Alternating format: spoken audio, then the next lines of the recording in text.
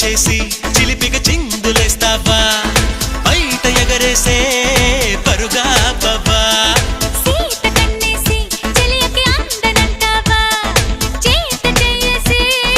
లాలించావా నడుగున ఊగే జడగంట తిప్పుకోక నీ వెనుక